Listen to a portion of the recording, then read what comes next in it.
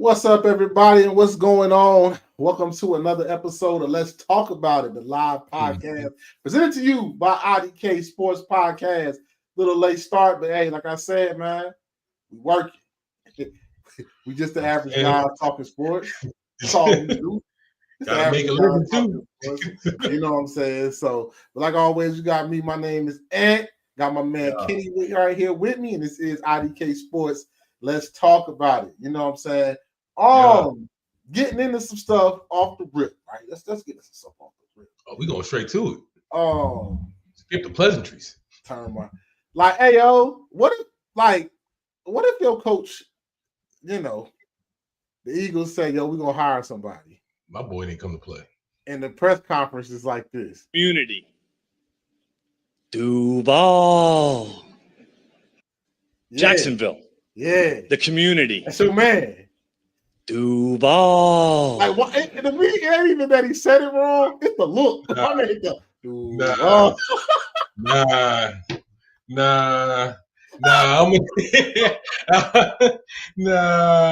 I'm gonna need that trade request, Kent. I'm gonna need that trade request, bro. Yeah. I'm gonna need that. The memes were so funny. People were like, we ain't gonna win no games this year. At all. At all. We going over. Jacksonville. The community. Duval. Why I got the look like that with the eyebrow? I'm like, hey, bruh. What's wrong, bro? Just know you getting skunked. You getting skunked for 18 weeks. Getting skunked. It's all bad for them, man. I said, like, people was like, we ain't gonna win no game this year, dog. We ain't gonna win no game this year. They were just like, yo, it's over for us, bro. Yo, bro. I think since the time of like definitely Nick Sirianni for sure. Then like Dan Campbell. And now you got your boy Liam Cohen. Like, I think those opening pressers, sometimes it's like, yeah, take it for a grain of salt. But those opening pressers mean so much. It's like, I know exactly where we're going from your opening presser. Man, one and done. One and done. Crazy, man. That jump was crazy. And then, like, one more thing I want to get into, because I just saw it today, and it kind of recaps what we talked about in our last pod, athletes and the law. We talked about fans. Go check it out on the YouTube page right now. This kind of talked about when we talked about fandom and why football is winning, because of this right here, man. This right here. This is crazy. This is Zion Williamson talking about back-to-back. It's clear to everybody out there.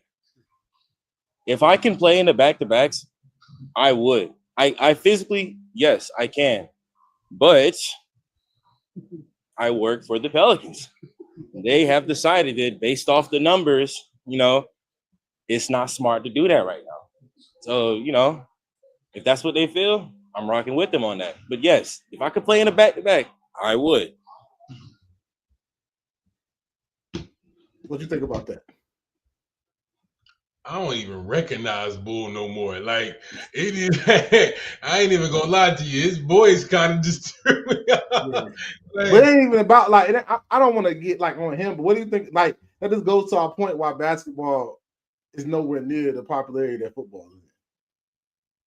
Because you literally had a star, right, telling you that I can physically play in back-to-backs, but my Pelicans say no. If the team don't care, why should I? If the organization don't care about me, about me tuning in, why should I care about tuning in? Why should you care? Yeah. You know what I'm saying? Like I'm sitting there like, yo, you can literally play in back-to-backs. You're saying that you're healthy enough, but you can't. You know what I'm saying? But you can't because the team is. And you know what this reminds me of? This reminds me of, I do it every week. We're going to do it now. Hold on. Worried about him. He came to me, you know what I'm saying, on some disrespectful stuff. You know what I'm saying? The game over. You pass me basketball players down, you up. All right. We'll sleep on that. I ain't trying to hear that after the game. So you vowed it. he wouldn't get in your head. You mean Somehow this clip gets zestier and zestier every time. Tell me. Anytime I lined up on him. Yeah, y'all go watch that. Y'all go watch it. Y'all I don't know how one clip can just. Y'all go watch that. Y'all go watch that. It just gets zestier and zestier Anytime I lined every up on him. Respect. Yeah. Respect. Bro, that's how these new athletes are sounding, bro. I can play it back in the back, but hey, you tell me. You tell me. You tell me. All right, man. Let's get to the part that you probably want to talk about. We all want to talk about the AFC and NFC championship games and your Eagles and mates. What's Eagles fans? Hey, y'all psychology majors out there at University of Penn and all my psychology, y'all need to do a study. Case study. Because while my man bust the Glock in the middle of the celebration, hey, no party, who would have said? Hey, remember where we at? Remember where we at? Why was that time to put a strap out though? Yeah, no, remember where we at? We still in the trenches. Don't you saw the video I'm talking about, right? Yeah, I know exactly what you're talking about. Like, yeah, and everybody was like, "Is that a gun?" Yeah, fool. Like it didn't even phase y'all. Y'all need to be studied. Eagles fans, hey, psychology majors out there. When y'all doing y'all doctorate program, do it on the Eagles fans, bro, because there's something wrong with y'all. There's something wrong. It was like I saw the people out there on Broad Street was like, "Hey." All right. All right. So casual. Homo's just sitting there like, I'm like, yo, who man's is this? He said, "Yo, we celebrating, right? Let's celebrate." Like, what you doing? That's your man's. Like, that ain't even like, hey, yo, Tommy, you tripping? Like, what are you saying? You're like, "Yeah, what's up, bro? We're going to the bowl. It's lit." It's lit. Yo, study. And it's gonna sound like hey. Yeah, here we go. Hey. Even do a deep dive into the game yet. Ain't like let me get my hate off. It's not even hate. Y'all are starting to turn into the New England fans. There's a lot of new Eagles fans out here. Hey, Kenny, how come everybody and mama Eagles fan? Everybody got merch now. I'm like, yo, where was well ass was that? Well ass was that? He said, I ain't see you in them Kevin Cobb days, boy. I ain't see you back with Brian Westbrook and Todd Pinkston and Hank Baskin. Hey, you wasn't there. Hey,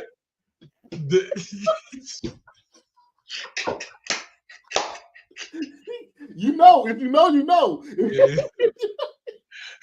Hank was different. That was a freak bull, boy. Hey, what's your boy?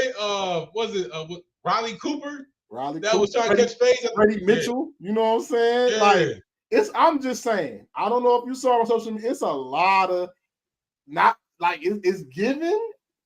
The New England period. It's given because y'all cool. And why Jaylen Brown want to act like he born? And Jalen Hurts want to act like he was born in the 90s, bro. I get it. It's swag. I get it. Oh, that's real hate. Oh, this is real hate. This is real hate. That man just like he just had a house party, bro. It's swag though. The Kango, hey, I wish I could pull it off. Say, bro, that boy hasn't met Kango. That boy went suede ball cap. That boy, hey. It's real hate. Hey, to all the ladies that ask your grandmother and aunts about niggas and Kangos. Them niggas be hitting folk. Okay. I to say, hey, you probably call them dad now, because that's who they are. That's the nigga that went to go get milk and never came back. That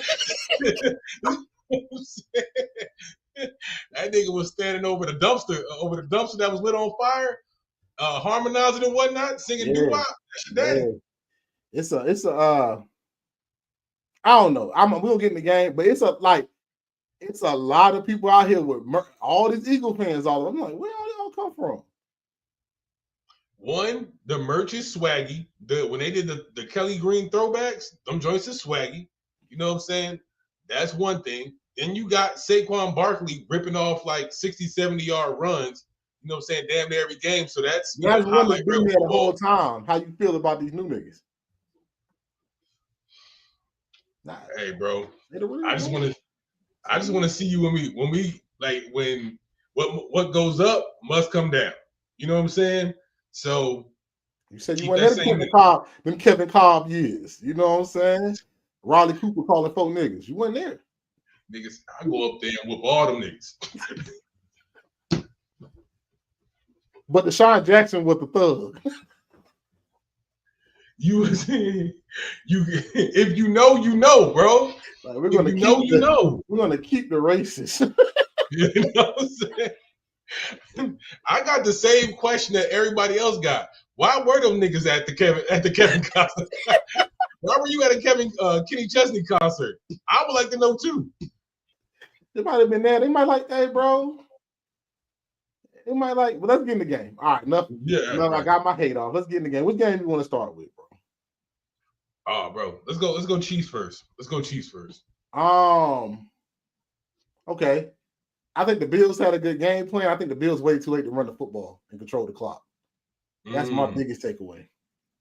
Because the second half, they ran the ball. Yeah. And I think they didn't control the clock enough in the first half and really run the football. Run with Josh Allen, James Cook, that good offensive line. They, like, quiet is kept. I know y'all got a good offensive line, but the Bills offensive line is top notch too. Especially my man, was it Dawson on the left tackle? Yeah. Like, he gives Deion Dawkins. I got you. He don't give up no pressures, bro. Like, it's not just like he blocks people. He doesn't give up no like, dude. He like that little chop move he got where he takes your hand and like takes your momentum and make you fall. That's crazy. That's a hard move to do too. Crazy technique, yeah. Like, you got to time it perfect. He literally like chops your hand and like he literally makes you fall. And I'm saying we might break down some of that tape one day. You know what I'm saying? When we together. You know what I'm saying? But that offensive line, I think Joe Brady didn't trust that offensive line.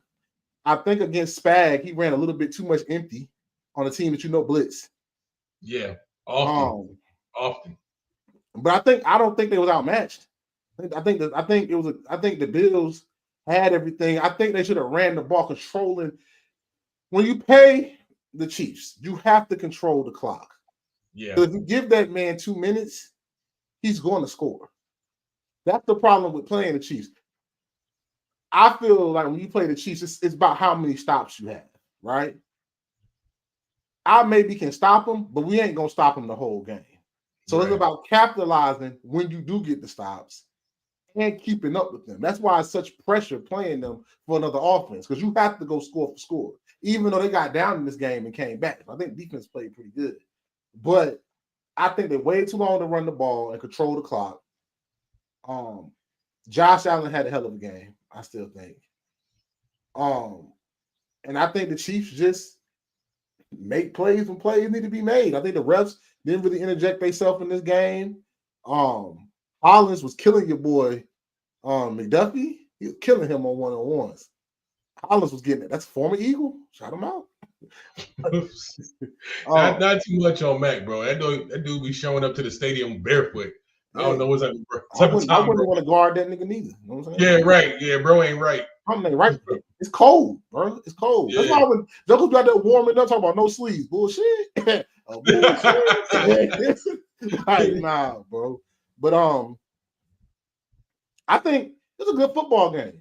And I think that last play that everybody talking about, Dalton Kincaid dropping the ball, everybody saying Josh made a play. I think Josh threw the ball up for grabs and Dalton Kincaid happened to be there. Or Dawson knocked it. I don't think it was like as calculated as everybody's saying. I think it was fourth down. He had to make a play.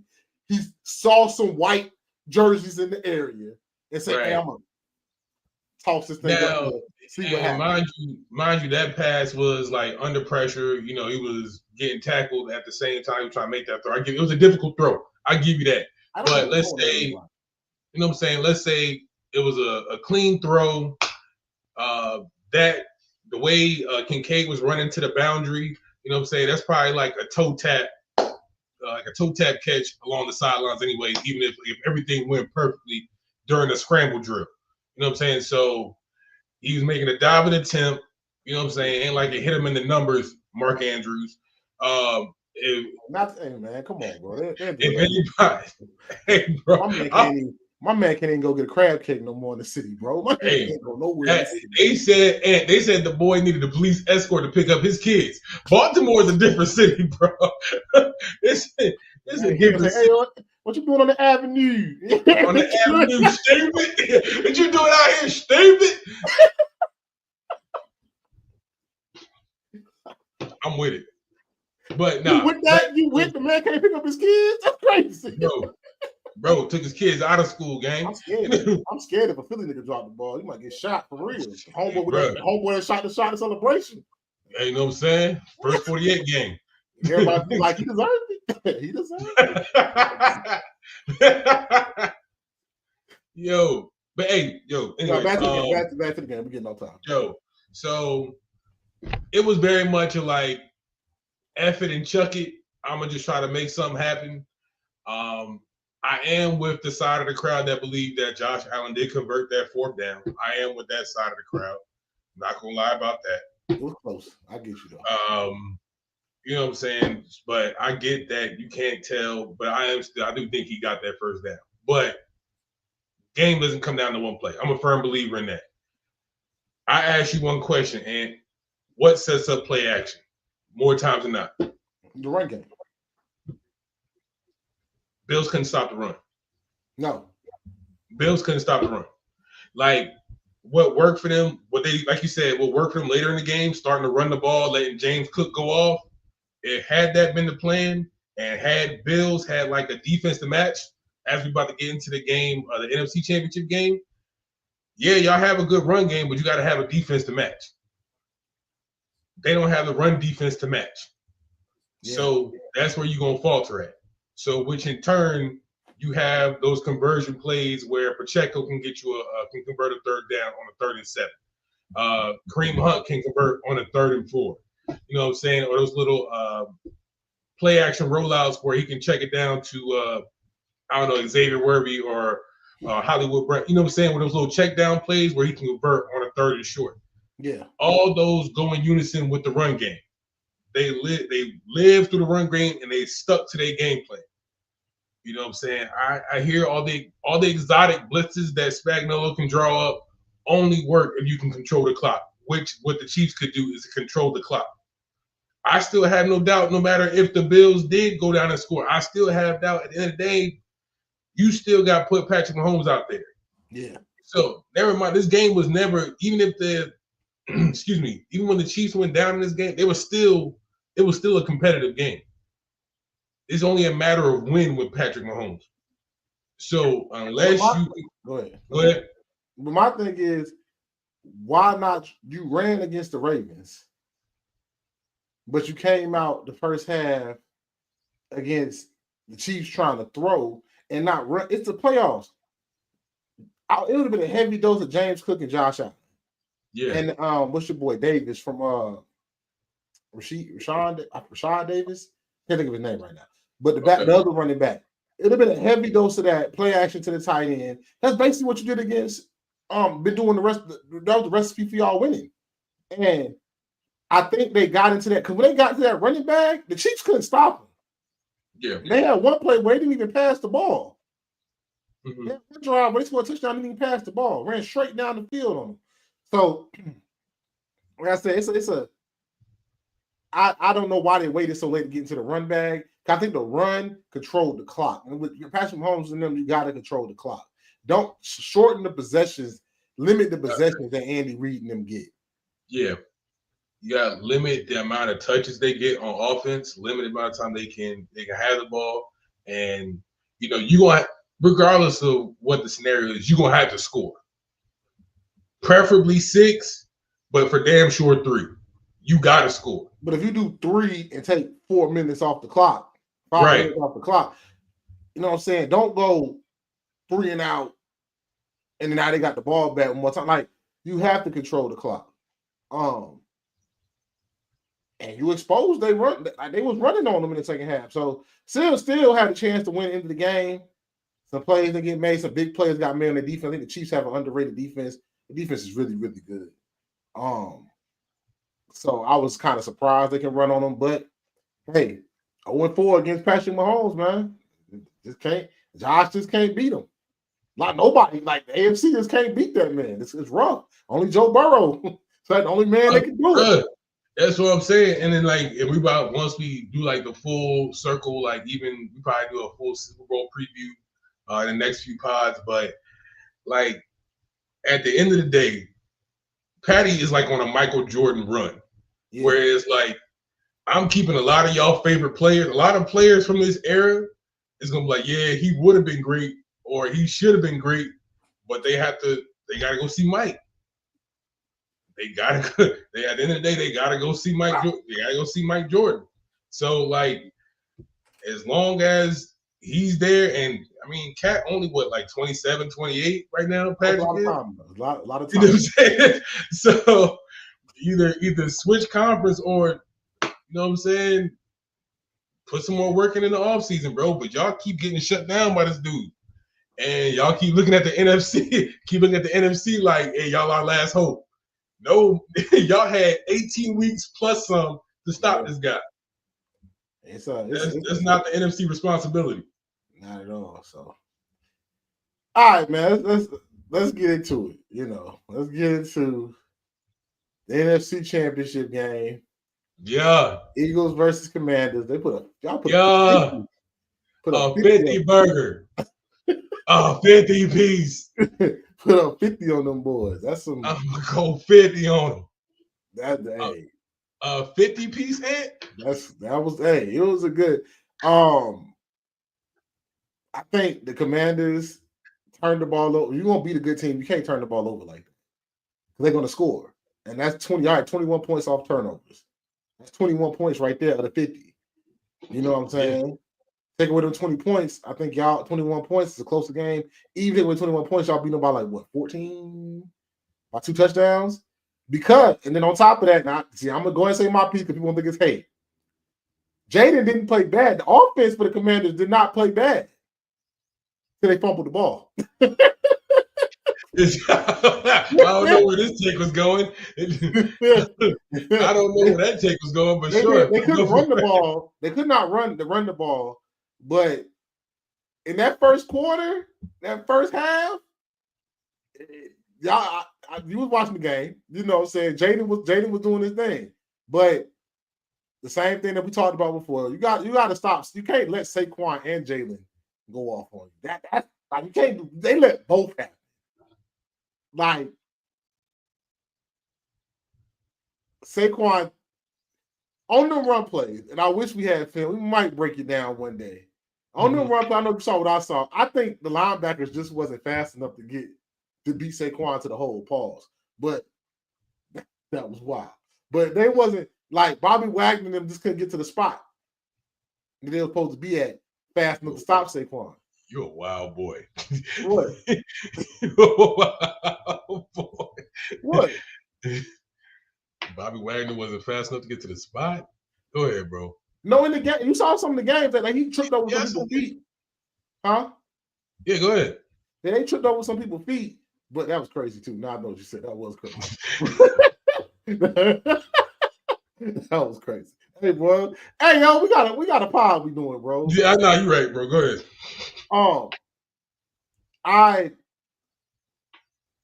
You can't let Saquon run for 200 on you. Like, you can't do that. And then you can't let Jalen throw for 200 and run 3 touchdowns in. With the tush push need to be out the game. Stop it, Ed. Stop it. Take it out the game. Stop it. Stop Hashtag it. Ban the tush push. And then you want to do the tush push with the fake snap? It's crazy work. Crazy work. That's crazy. What you Boy, want? You is hating this spot. You are hating this spot. Yeah, okay. What you think Frankie Louvu was supposed to do? Like, I'm gonna jump over. That's the only way you can stop it. That's the only way you can. No, it's not. You know the Bills run that brotherly shove, tush push, whatever you want to call it. They run that play too. He come. And it got stopped.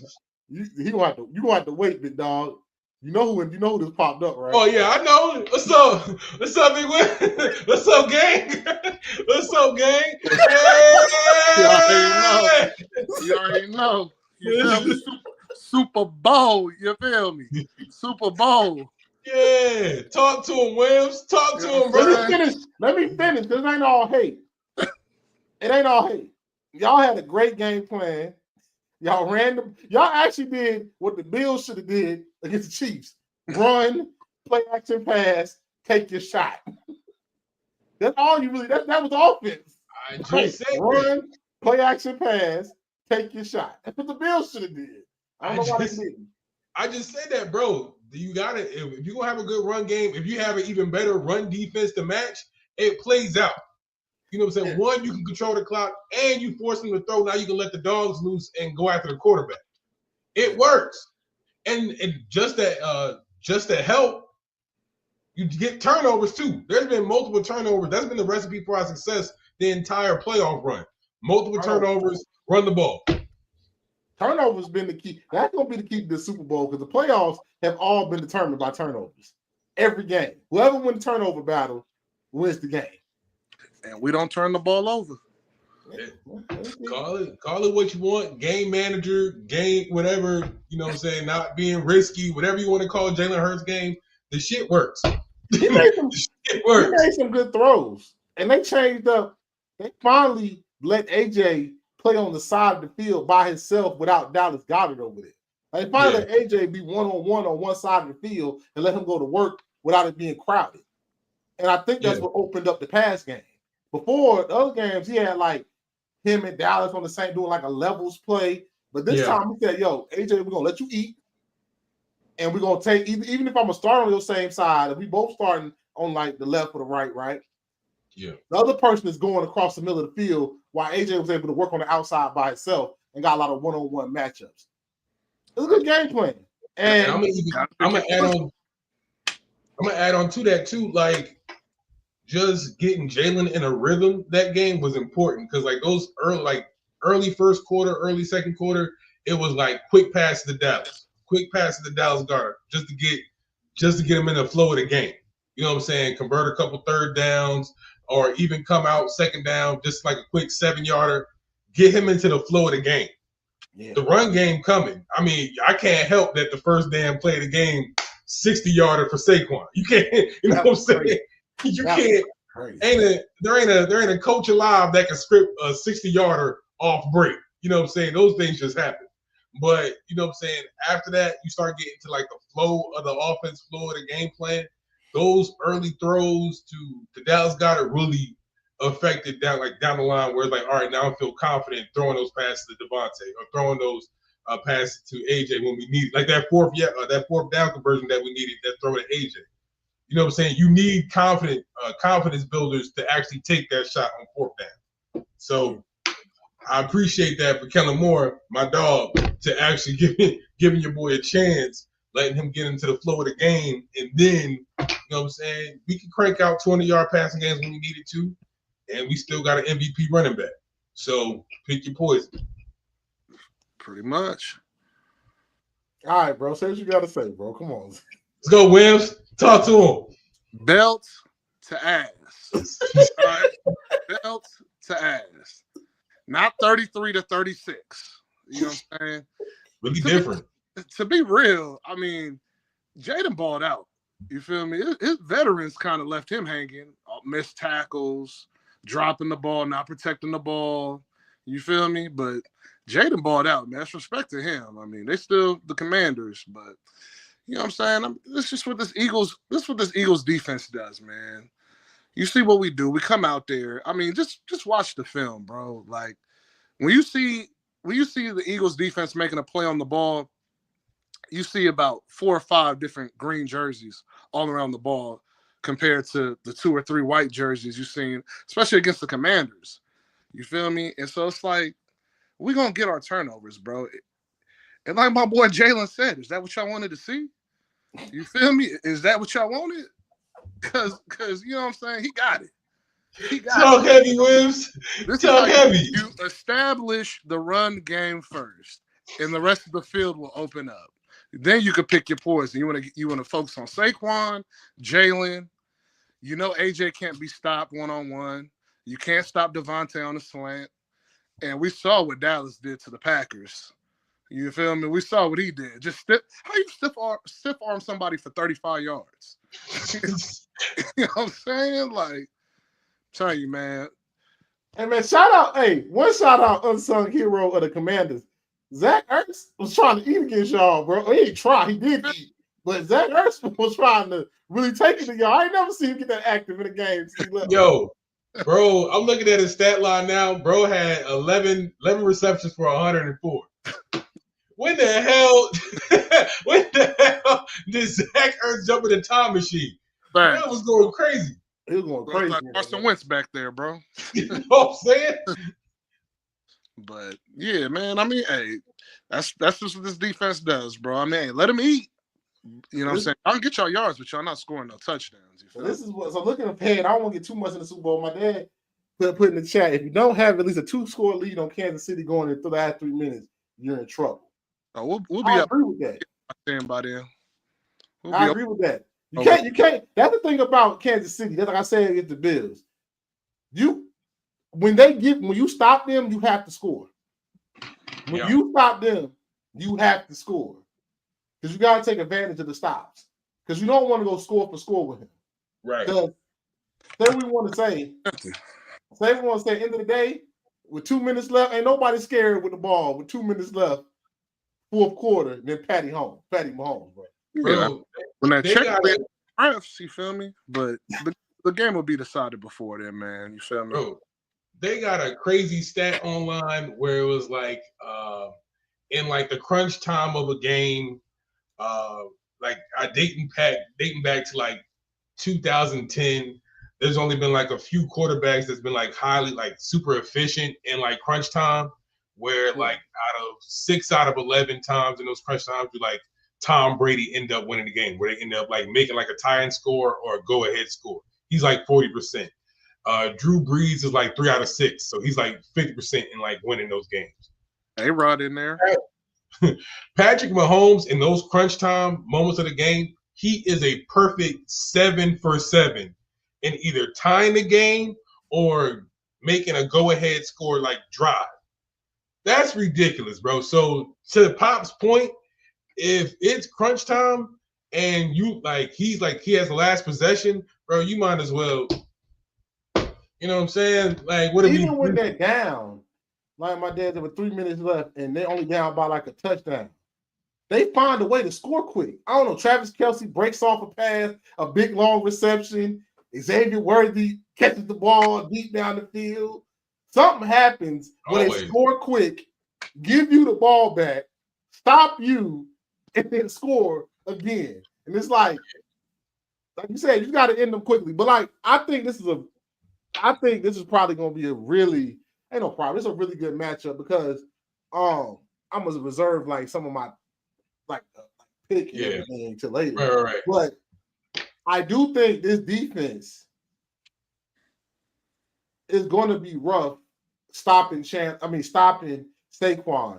Chris Jones is going to have like an MVP type game to stop Saquon because he's going to have to do it.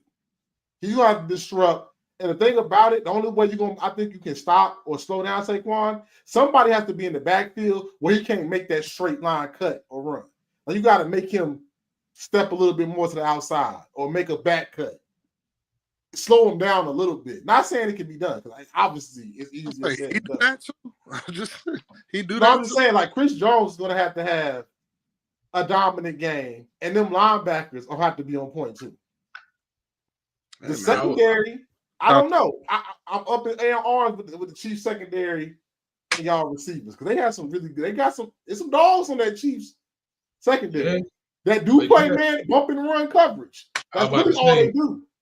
But you gotta be able to trust them in one-on-ones. Now, if the game goes down, Spags is though. Spags gonna blitz.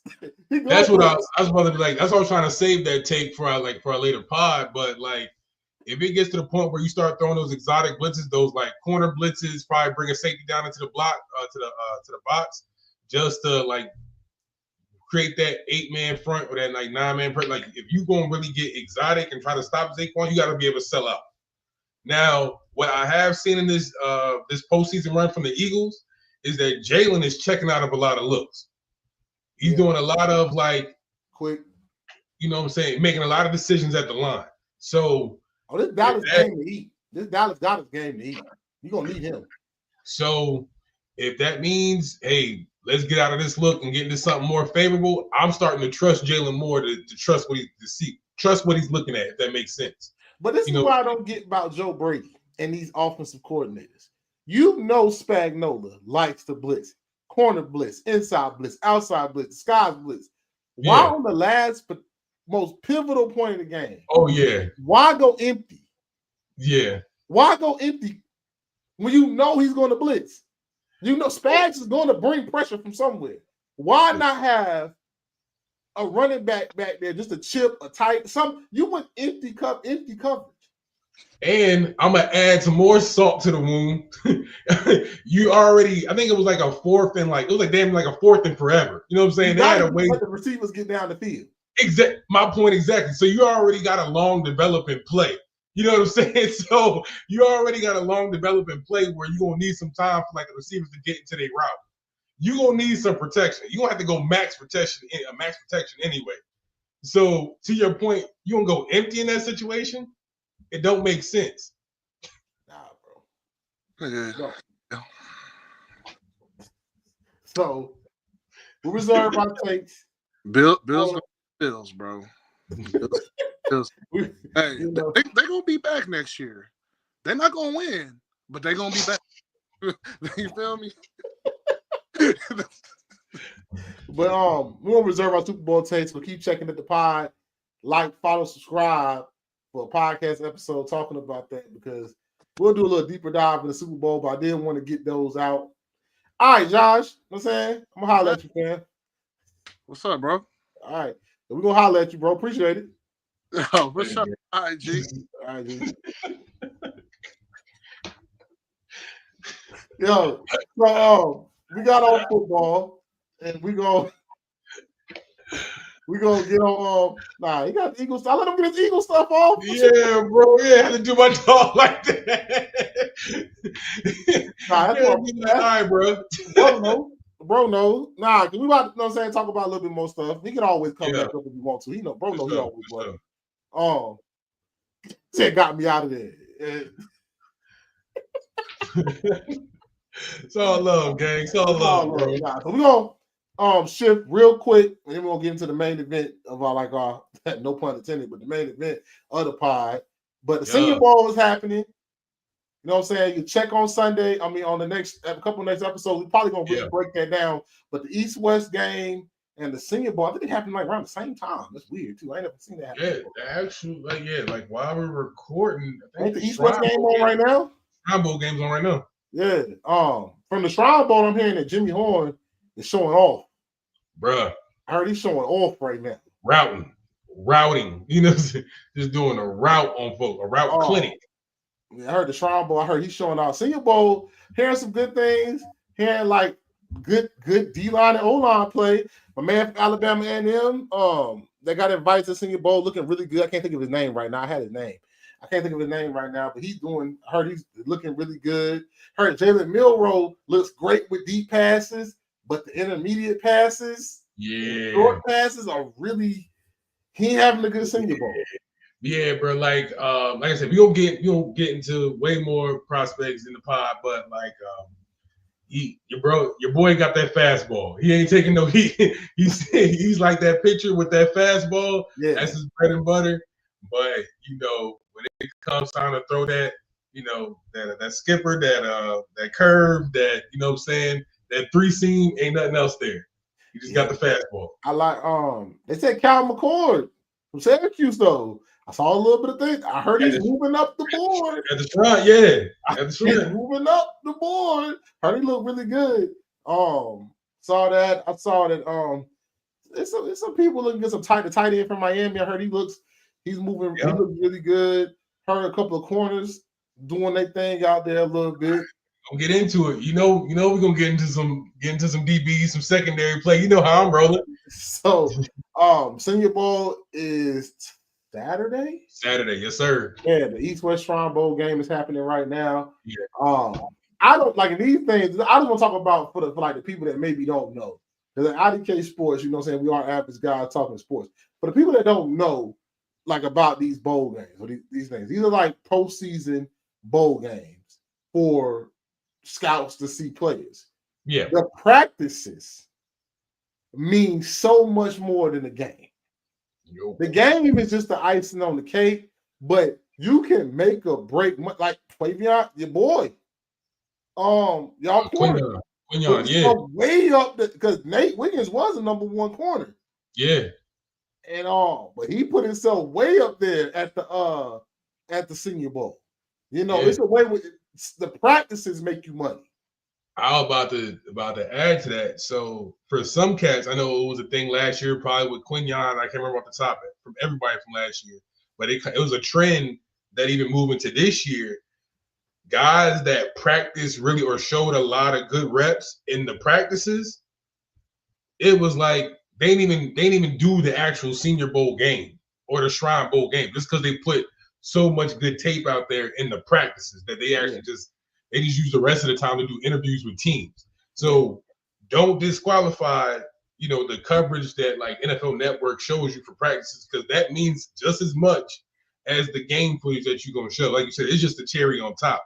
But there's been a few guys this year, whether it's Shamar Stewart, your boy Mike Green from Marshall, some other cats that just put, I think Walter Nolan from Ole Miss, where like they put so much good tape out there just in practice that it's like, I'm gonna just coast past. Y'all ain't gonna see me again to my pro day, or y'all ain't gonna see me again to the combine, because I put the last time y'all gonna see me in pads, I put on a hell of a show.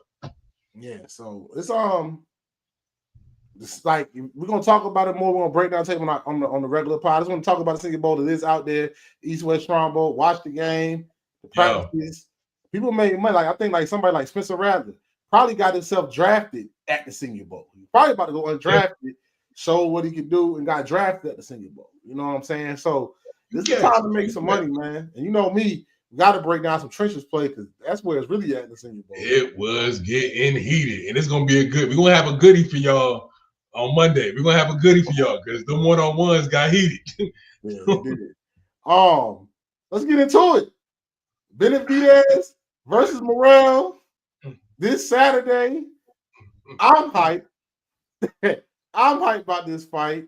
What? This is for the WBC Super Middleweight Championship? Yeah, this is pretty much the retirement of like the interim, and not only for the belt, but this is virtually the challenger for whoever wins that Bitter Beef and Bibble second clash. Once they settle out their differences the second go around, this is virtually the winner of this fight is going to be the next challenger for that fight. Yeah, so man. Hey, not only is the main event lit, the card. It's a good card. This is a really good, not maybe for somebody that you a casual boxing fan, you might not know, but if you really been watching boxing, they got some good up and coming fights. They got some proving ground fights on here. Yeah. Another rematch that was the first one. If you didn't see it, was a good one. And then you got this main event. You know what I'm saying? Benavidez, Morrell. Benavidez ain't nothing, no smoke. You know what I'm saying? So anybody that, i.e. Boots, but anybody, you know what I'm saying? Benavidez. Hey, not too much. Not too much on my dog. Not too much on my dog. Call that man tennis shoes, bro. He's a runner. He's a track star. You ain't boots no more. You ain't boots no more. You done put your tennis shoes on, started running. That boy. But nah, so what you want to get into? Let's get to the first. What's the first main card fight? Ramos versus Rosario. Yeah. I like this fight for Ramos. I like Ramos. What's his whole name? Say his whole name, because in case people that's watching that know boxing. Oh, Jesus Ramos. Yeah. You know what I'm saying? I like him. I think this Rosario fight, even though Rosario is a former champion, he beat J Rock, you know what I'm saying, back in the day. Mm-hmm. This might be Rosario's last chance to stay in the limelight. And then you got a young and upcoming Ramos. I like this. I think Ramos wins this fight, but if he wants to prove himself, like, hey, yo, come see me. Yeah. It need to be a dominating fashion. And if you dominate a Rosario, I think that puts you like people can't ignore you no more. Yeah.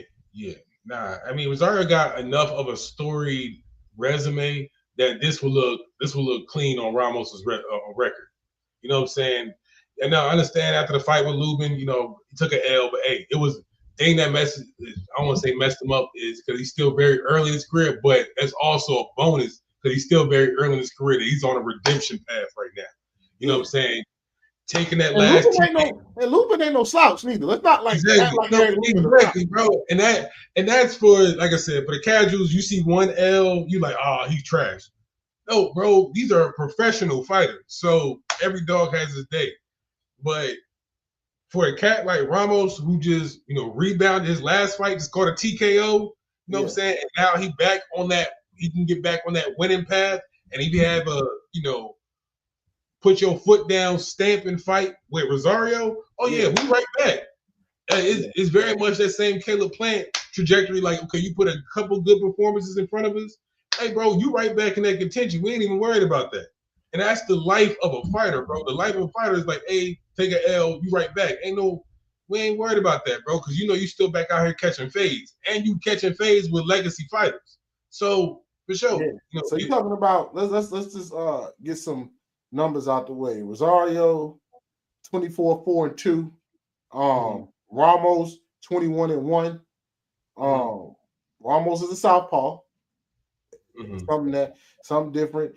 Age 23, 29, reach about the same. Ramos got about 2 inches, about the same height. Like I said, like I like these fights like this because both have something to prove. Right. Rosario's not that old. Former champion, not 29, trying to get back in the limelight, back in that middleweight picture to fight some of the best. And then you got Ramos, young up and comer, took an L to Lubin. How do I bounce back? Yeah. Me personally, don't say we'll go ahead and give like a I think Ramos gets Rosario out of here probably like in the 8th. Yeah, I got a stoppage too. Around that same time. I'm going like 10, round 10. It's a 10-round fight, so you get the last round. Bet. Yeah, I think Ramos gets him out of here. And I think he submits himself to like, hey, yo, somebody else got to see me. Yeah. You know what I'm saying? Somebody else got to see me. Now that's going to be like incurring of like damage throughout the fight. Like Ramos is just going to incur so much damage to where it's like Rosario can be like, all right, either the coach is going to be like, either go out on your shield or it's just going to be a clear stoppage. So, next fight, Pitbull, your boy, my boy, Cruz versus Angel Ferrero. Can't say his name right. Yeah. I heard of old boy Angel. He's an up and comer. He's not an up and comer. He's been around. He's trying to get back in the limelight. Hard puncher. But I say, got knockout power. Got knockout power. Against Pitbull, had an L.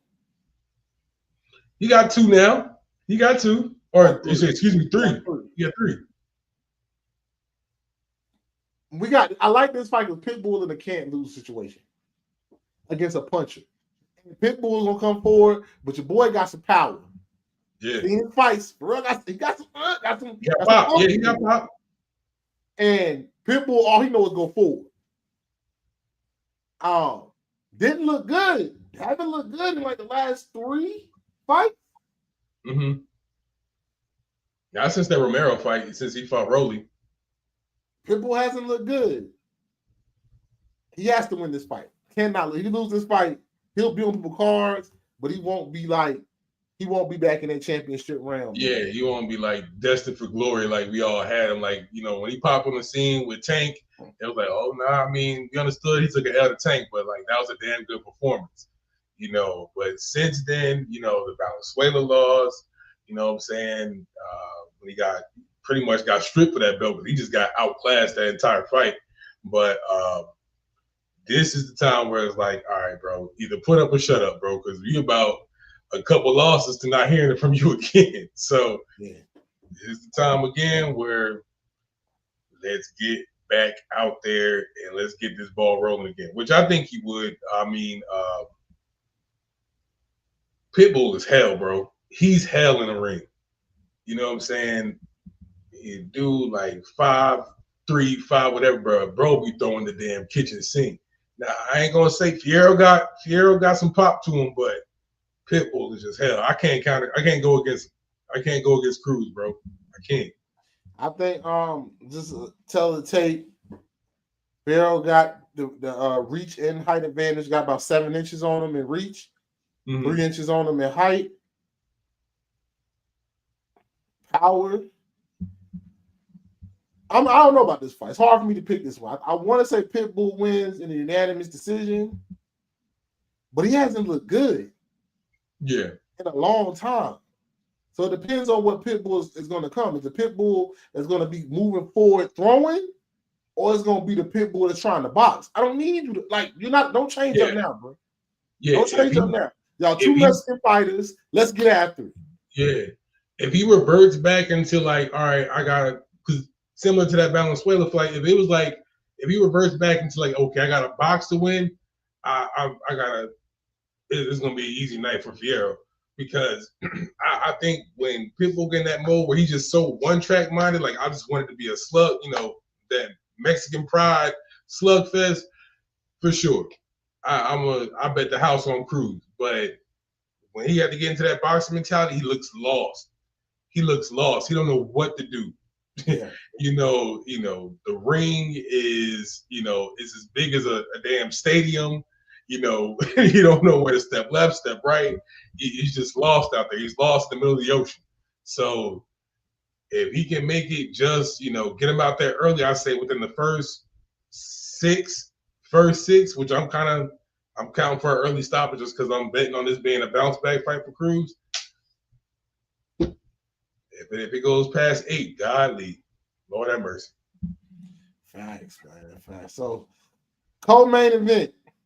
You know what I'm saying? For WBC featherweight world champion Brandon the Heartbreak Figueroa versus my man from Philly, the real Philly boxer out here. Cool boy Steph. You know what I'm saying? Figueroa 25-1. L is to Cool Boy when he unified. Mm-hmm. You know what I'm saying? If you didn't see the first fight, I think it's on you can find it. I don't know, Kenny, if you saw it. It was good. The first fight was all that was fight of the year candidate. You know what I'm saying? They really went after it. Right. Cool Boy then when saw that man. saw that man over there in Tokyo. That man. Boy, took that flight, huh? Yeah, man. But I respect Cool Boy for going over there, Tokyo. It's a bad man over there. Hey, man, you walk in. Again, I ain't gonna do too much because like you said, that boy did walk that lonely mile to Japan, and he tried to become undisputed. I mean, he was a unified champion at the time. He was a lonely mile. So along that road, you know what I'm saying, he's either gonna turn out one or two ways. But no sweat, we right back in the gym. You know what I'm saying? He got right back in the gym, started working again. Caught some dubs. You know what I'm saying? Caught a dub against Castro. So I'm not hating on that. I'm not hating on that, bro. And especially you're going to spin it back for a legacy fight like this. Like you said, they had a hell of a fight the first go round. You're going to spin the block for a legacy fight, bro, for sure. For sure. You know what I'm saying? Get your belt back. You know what I'm saying? I mean, this is kind of fill of the tape. Figueroa has the height advantage at 5'9", Cool Boy at 5'6". About 2 inches, not 2 inches difference in reach. 2 age difference. Brandon Figueroa 25-1-1, with that one loss being a Cool Boy Steph, and Steph only lost in Nauru with 22-1. I got Steph again, good fight, goes down to the wire, but I still got Cool Boy Steph outboxing and beating them in the unanimous. But they both gonna throw beat him in a split or unanimous, but they both gonna throw hands. It's gonna be some action. Don't blink in this one. If it's like the first one, they don't throw action. I think Cool Boy has something to prove. I think he feels disrespected that he's not getting the respect for taking the challenge. Right. Everybody trying to clown him while other cats won't even go take the challenge. I'm about to say, and it was early in his career too, so I'm not gonna hold you too much to you know what I'm saying? Like I said with Ramos, just for a couple of fights we talked about ago.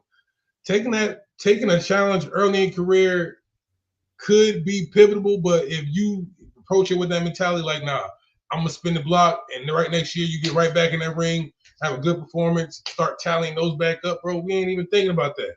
You know, so that's a championship spirit that's missing in boxing right now. So if you spin the block, get back in that ring, you know what I'm saying, have a good legacy fight, like I said, got coming up with him. You know what I'm saying? In about a year or so, we probably talking about spinning that block again for with that boy, with that guy. You know what I'm saying? Maybe you learn something. Like I said, I'm glad these two made that fight happen. They talked about it. I'm glad these two made that fight happen. I think they needed this fight. They needed this fight. I mean, I think this is the best fight they can have at featherweight right now is between them two. And like I said, on a big card like this, right? I got Cool Boy winning by split decision. I don't think he got to go get him out of there. I think he wins, close fight, maybe by 2 rounds or something. But it'll be a close fight. But I think Cool Boy at the end gets the decision. All right, styled on him for a couple rounds. Yeah, I got UD. I got UD for Cool Boy. You know what I'm saying? Sometimes when those second go arounds, you probably learn a lot from an opponent. You learn a lot from that first fight. Picked up on some things. A cat can only change his stripe so much over a course, especially in the sport of boxing. You can only change your stripe so much. Yeah. So I think it's gonna be a lot more finesse in this fight. A lot more picking your shots. You know what I'm saying? Know when to capitalize, know when the ring is to your advantage. I think I got Fulton up in this one, UD. All right. So for the main event, interim WBC light heavyweight champion Benavidez versus the WBA light heavyweight champion David Morrell Jr. Both unbeaten, 111-0, 129-0. What you got? I ain't gonna say no more. We in the big leagues now, baby. We at 175. We in the big leagues now. You know what I'm saying? Ain't no time to cool off the pedal, bro. It's time to get it. So they've been talking heavy. Heavy. It's been nasty. I like it. Heavy, bro. They talk like Benavidez talk about breaking homeboy's jaw. Like they getting personal. He's think Morrell was calling Benavidez like he looks like a zombie in the ring. Like it's getting personal, bro. And they selling the fight. And the crazy thing is when you sell a fight right, you actually buy into the hype. Yeah. I'm bought all the way in on the hype of this fight. Like I wasn't I wasn't gonna buy this fight. I was just gonna hear about it, kind of maybe catch it a little later. I was gonna ask you once we was done. I was gonna tell you the ticket price, and we're gonna do a yay or nay. And so I was gonna tell you we'll give it at the end. Yeah. They hyped it up for me though. In the card hyped it up for me. But right. Does he have enough fights, Kenny? Does Morrell have enough fights to hang with this boy? To hang with Benavidez? No. I don't think so either. Nah. They called this fight way too early. But the thing is, when you on a streak like that with Morrell, you know what I'm saying? When you're the hot name like that, and you winning in the fashion that you are, it's it's just that weight class is either the top two guys or nobody. And the way Morrell is off to a hot start is we're looking at him as being the next guy. But man, now does it give you pause? The way Benavidez looked at light heavy, the first fight. Yeah. His power didn't transfer like that. That power didn't translate because he didn't hurt. Now, I can't think of his name. The last person he fought, this is a true former champion. Yeah. Wasn't no slouch, but his Benavidez outclassed him, but the power never hurt Benavidez. And Benavidez took some shots. David Morrell is on a knockout spree. Really, really giving people that work. Yeah. Man. It wasn't so early. I got this being I could see somewhere in my mind Morrell winning, but he only 11 fights in, going against a dog. Yeah. But when the bag is there, you know what I'm saying? In the lifespan of a fighter, I mean, is only so much, right? So when you got two cats at the top of their game, two giants of of their weight class, if you want to call them that, and when the timing is right, which I don't think the timing is so much right for Morrell, but when the bag is there and the opportunity is there, and we're the most known name or lit names or lit camps, it's like, bro, we got to clash. We got to clash because at the end of the day, we still got to sell a ticket. So if you want a knockout spree, they know Benavidez, they know my body of work, you know what I do. It's almost like we want to see a show. We want, like, nobody's going to, I don't want to go into the main card thinking that somebody's going to finish it, leaving it up to the judges. So if you're looking out for a crash out fight, something that's going to end with, like, being trending on the socials by the end of the night, this is why you build the fight, or this is why you build the card this way, because somebody's crashing out by the end of the fight. So I understand it from that standpoint, but it is very early in Morrell's career. Very early. Let's do the tell of the tape. 1 second, I gotta pull it back up. Tell of the tape. Like I said, David Benavidez 29-0, David Morrell 11-0. By that 11-0, 9 knockouts. Benavidez had 24.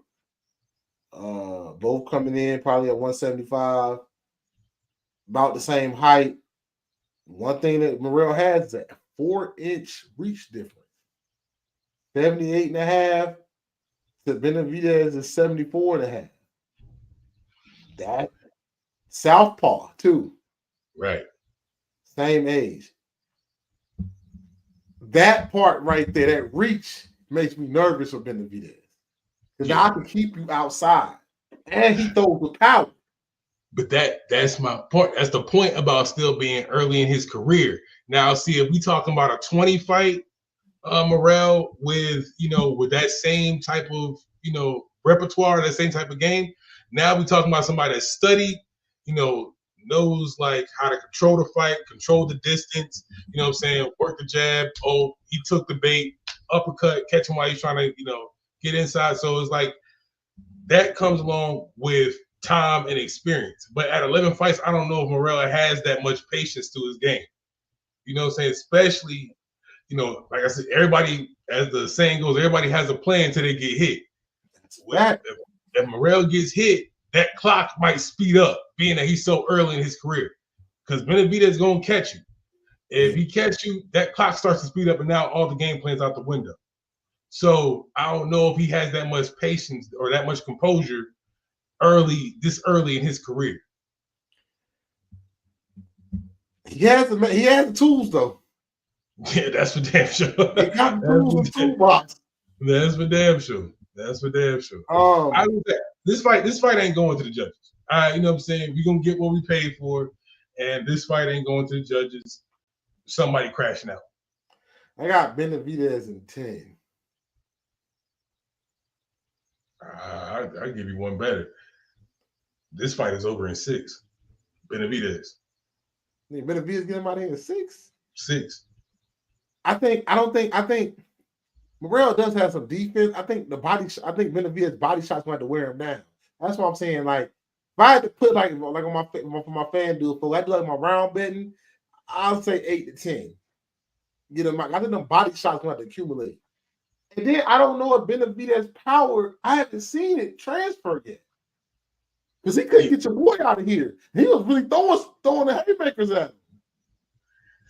He's also, that's what I'm saying, Morrell floated in those, 11 fights? He also floated around a few weight classes just there too. That's what I'm saying. He hasn't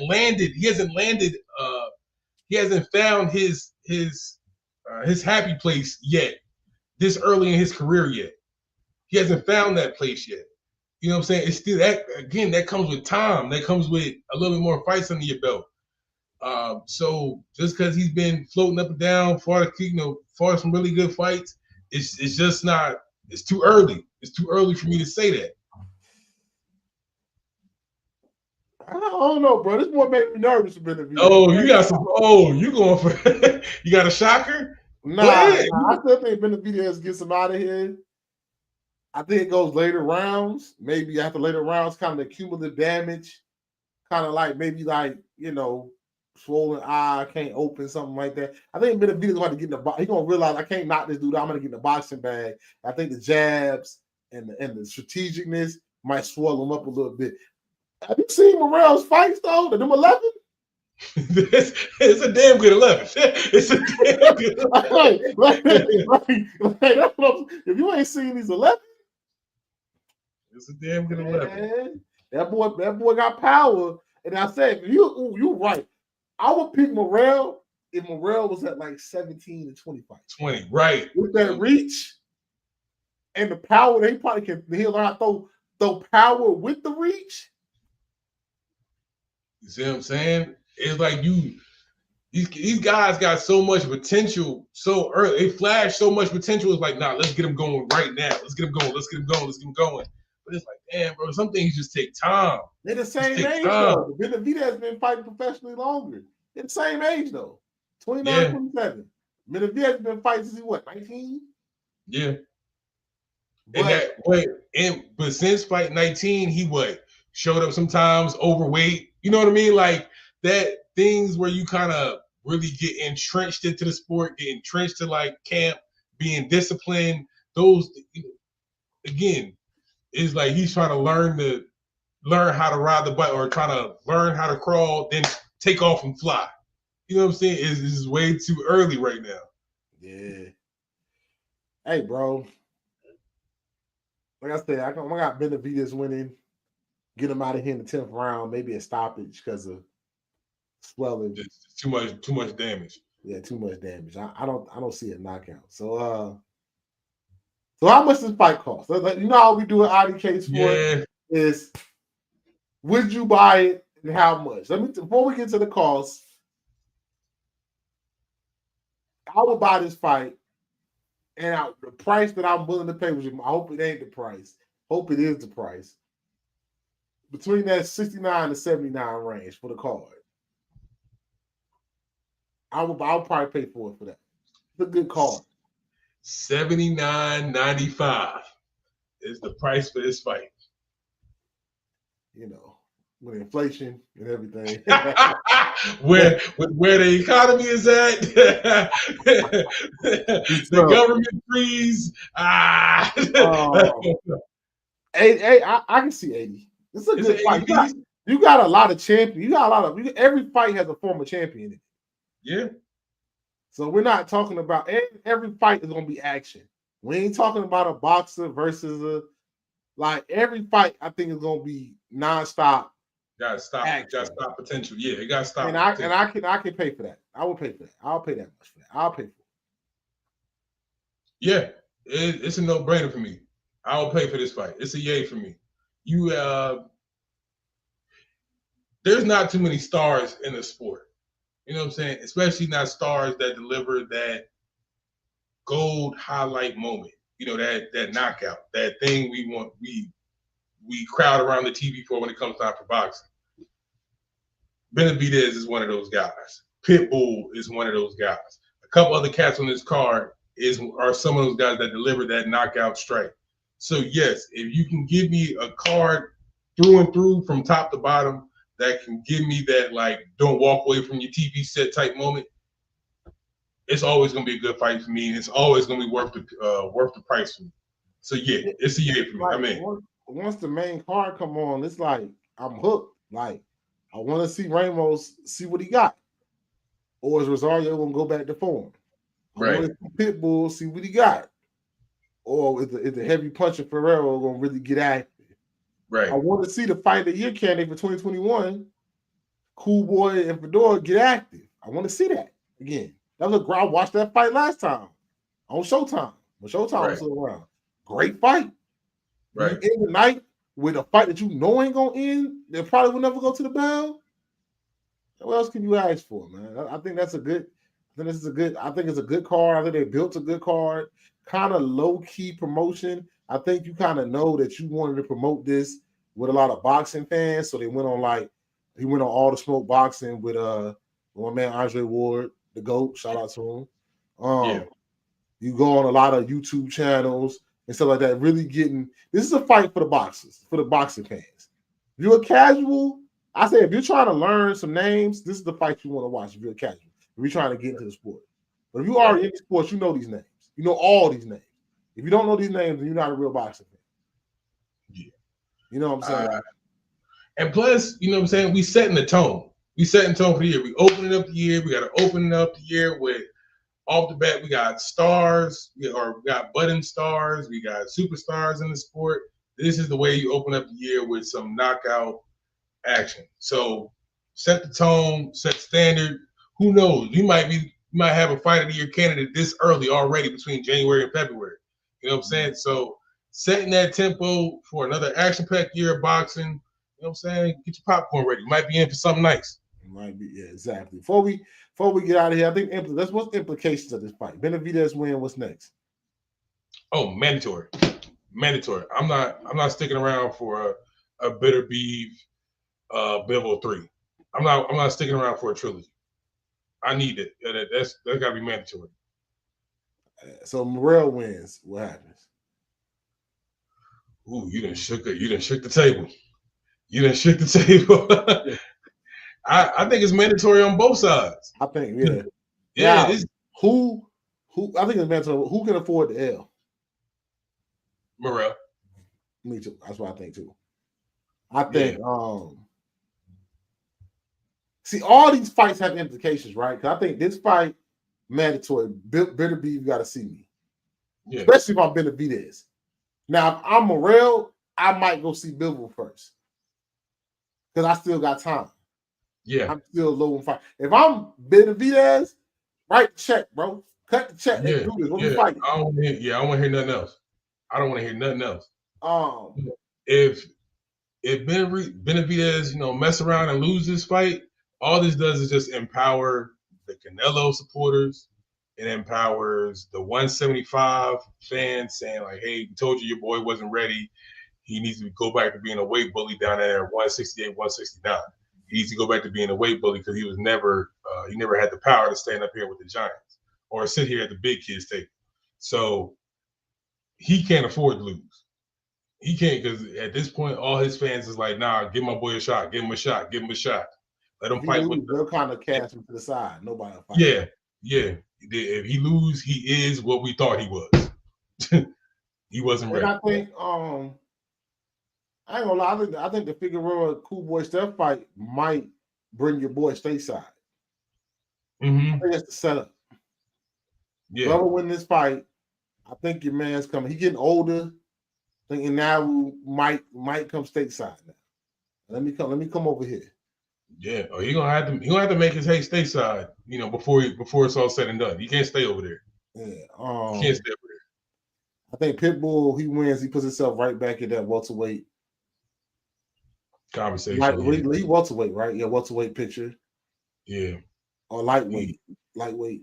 Super lightweight. Probably sitting there at 140. I think he puts himself right back in that picture. I think Ramos needs this win. You can't go back to back. Now, I'm not saying L's hurt you, but you can't go. You can't take a Lubin L then take another L right here. Can't take more. Like I said, Rosario's doing this to stay getting the big checks, being on cards like this. Yeah, that's a good look. Ramos needs this. If he wants to get up there in the title contention, he needs this fight. So everybody needs something out this fight. Like, it ain't like, proving grounds, nothing like that. These are fights with jokers. Like, nobody really wants to lose this fight. Like Ferrero, this is his last shot. Be Pitbull, you might get another shot, another check. Mm-hmm. Pitbull needs to do this to keep getting checks. And you don't want to become the gatekeeper guy. Nobody wants to be the gatekeeper guy.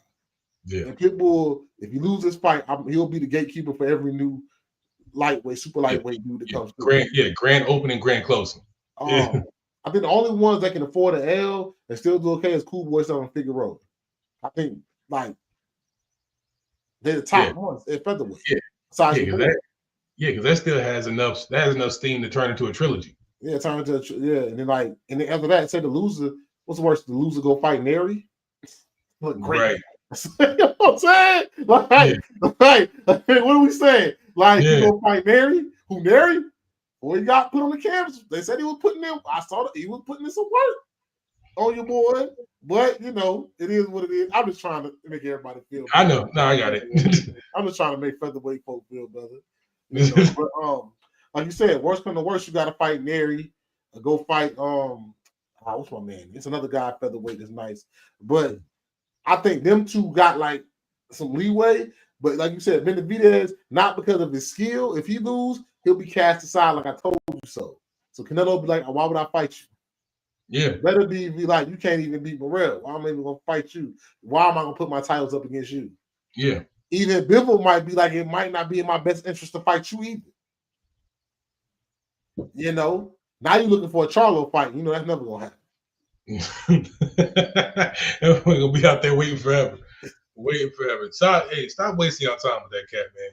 I mean, that's my last take. Stop wasting your ink on that guy. Stop wasting it. So good, you know what I'm saying? We'll end it right here.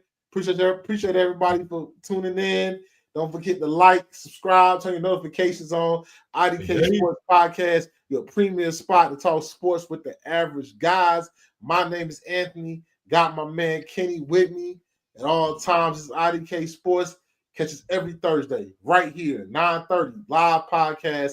Every Monday as well. We get the podcast every Monday, 5 p.m. on all podcast platforms. Like, follow, share, subscribe. Tell your mama, your sister, your cousin, everybody. Everybody know. Yeah, all of that.